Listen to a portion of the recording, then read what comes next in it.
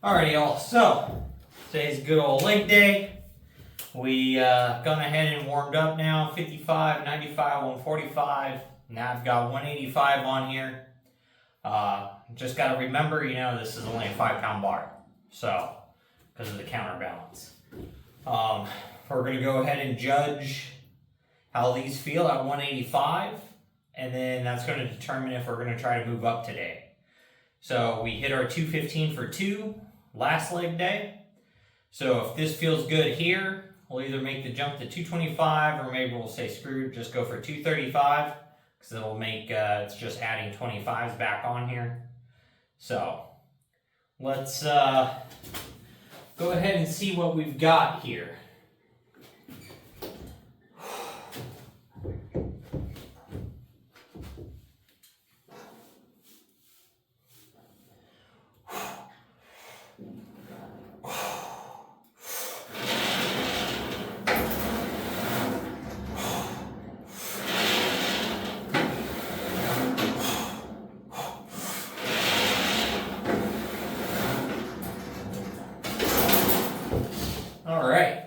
Feels pretty solid. I think I might just go ahead and shoot for 235 for 1. Make that jump up. I do think I need to maybe reposition my feet a little different than this as the weight goes up. Maybe I need to get a little bit wider. I'm not quite sure on that. But either way, the 185 feels pretty good.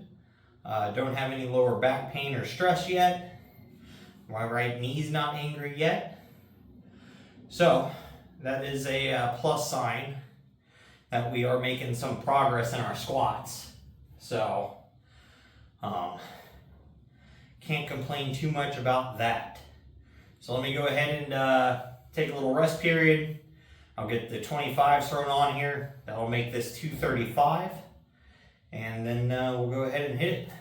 I moved you over to the other side. Try to get a little slight different angle here. So that way I can look at both sides. And when I go to edit this, see what form and everything's looking like.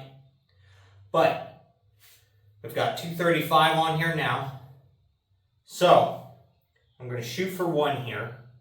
This is moving up 20 pounds. From our 2 rep from last week, which was only 215. So in the grand scheme of things, it's a pretty large weight jump, but 215 did feel very solid.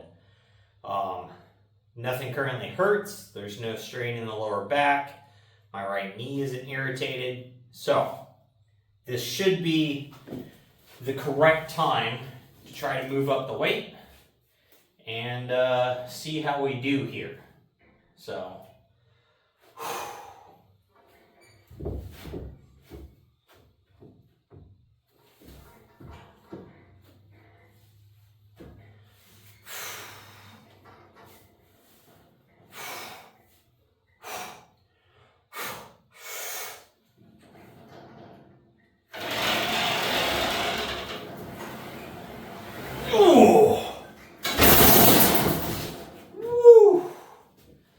boy, oh boy, kind of seeing a little bit of stars.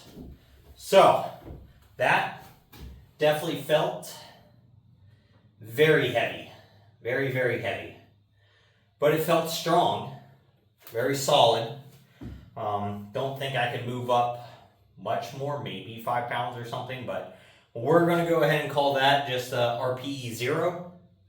That is 100% effort for 235. So that is a plus side. We moved up. No instant pain or strain in the knee or lower back. So that's also good. We'll go ahead and see how that feels as we progress on now. See if any of that lower back pain decides to annoyingly show up today. But I am very happy about that. That is progress in the right direction finally. So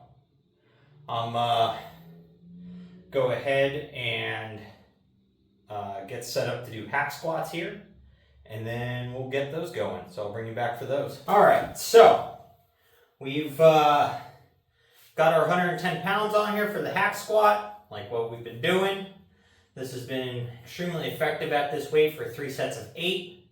It's still fairly brutal, truthfully, for me. It's probably, one, I'm doing it close grip with my feet, as close as I could get them. So it's putting all of the stress and load into the quads, which is exactly what I'm trying to target here. So let's go ahead and get this knocked out.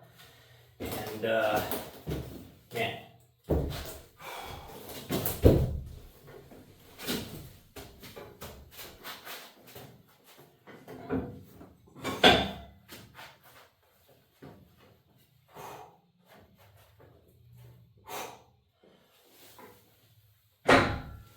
Ooh.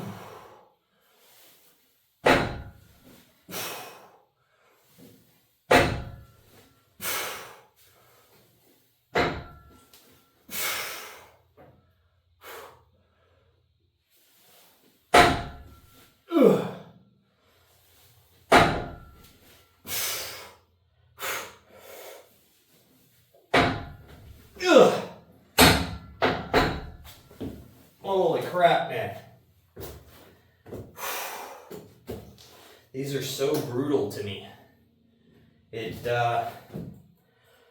I know they're effective and they're very good at building leg muscle, but boy, oh boy, my flexibility freaking sucks. It's definitely something I need to start working on. I need to figure out some, I guess, hip mobility things to do in the evening time. To start stretching and just getting everything more nimble. So there's probably a reason why a lot of the old school bodybuilders used to do like yoga. So it real good for stretching, keeping everything loose and nimble, and I'm sure it helps with injury prevention. So if you're not tight, the muscle can flex and move and stretch, and the ligaments are nice and nimble. You're less prone to, I'd assume, overuse injuries, and also just overall that sheer tension you're placing on everything. If it's able to stretch and flex, it's going to be able to take a lot more shock and stress applied to it. Kind of like, think about like a chain versus like a big tugboat rope or something. Chains are super solid. You hit that end and that's all it's got. The only thing it can do is break. But big tugboat rope or a big band or something, it hits its end and then it stretches and gives and comes back to where it's supposed to be. So it's kind of the way I'm going to assume, having tight tendons and muscles and ligaments are a lot more prone to an injury if you can't allow them to stretch and move. So it definitely something I need to start taking care of now, especially with the leg stuff, because I do have, obviously some mobility problems, and that's been part of my squat issues that I've been working on. I have definitely become more flexible in the last few weeks because now my squat depth is increasing. My back's staying a lot straighter. I'm not bending over. I don't feel a noticeable like butt wink, so where your hips and everything tuck up underneath you at the bottom of the squat. So that is also a good sign that things are becoming a little more flexible. But we'll see what happens with that. If anyone sees this and they've got any good recommendations for hip mobility stuff, let me know. But I'm going to knock out my next 2 sets of 8 on this, and then we're going to go ahead and move over to the vertical leg press and knock out our sets on that with 185. Alrighty guys, so legs feel like they're freaking dying, they're shaky, quads are tore up. So on the vertical leg press, this is going to be a lot more glute, hamstring focused, Obviously a little bit of quad here because we're still pressing, but we get a lot more focus out of this with our feet up high and wide into the hamstrings and glutes. So let's go ahead and get these things knocked out here.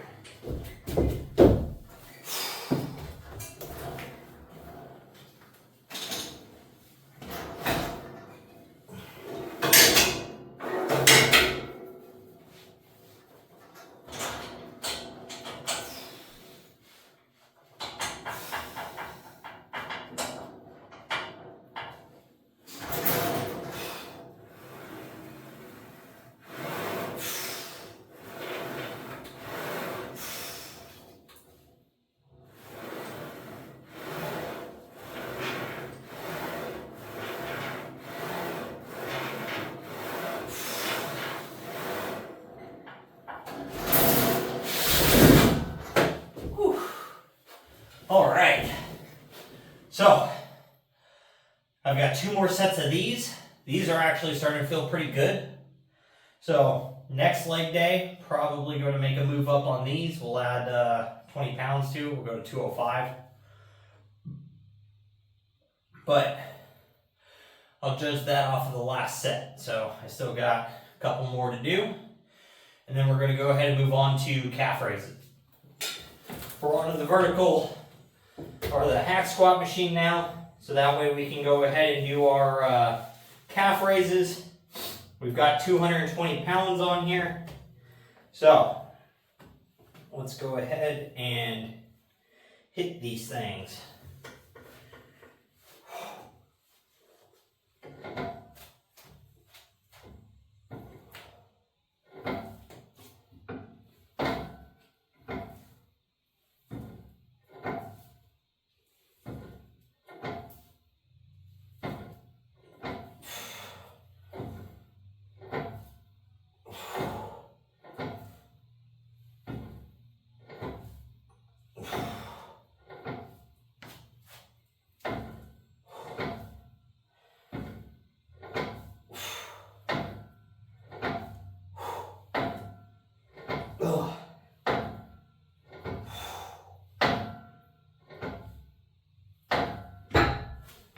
All right, so I've got 4 more sets of 20 to do on those, and then I'm out of here.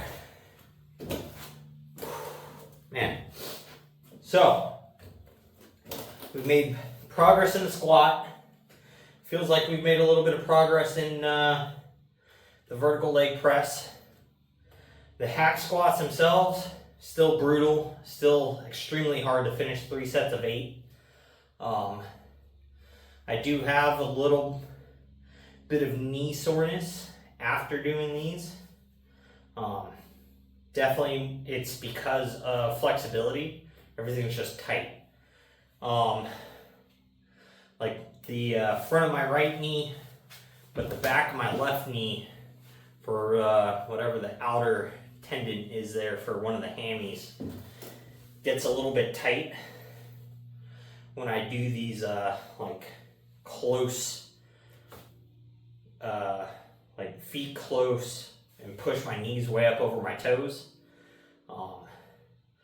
I don't know if it's a hammy or like the gastroc calf muscle. So one of the calf muscles passes through the backside of the knee joint, and that's why the standing calf raise is more effective than sitting, because it engages both of the heads of the calf, versus the seated where you're going to engage one more than the other. But I think that might be the guy responsible for the knee discomfort in the left knee. When I'm getting down and those knees are getting pushed up over my toes, you know, the ankle is flexing forward, stretching that calf muscle, and then the fact it's pulling on the back of the knee, I think is what's irritating this one. This one, this knee has had some problems for a couple of years now. I don't know what causes it, but occasionally it just gets really, really angry. So, but we're working through it. It's not enough to stop us from changing. It doesn't really hurt. like pain wise, it just gets really sore and tender. But by the time leg day comes around, that's gone. Normally, it'll be a little tender tomorrow, but then, shoulder day comes around and it's not even noticeable anymore. And then by the time I do back and I pull deadlifts, I don't have any of the pain or soreness in my knees. So I don't really know what causes it, and we're just going to work with it. But we're making progress, and that's what matters. So with that, make sure you guys are out there, you're working towards your goals. And just most of all, don't be a lazy fuck.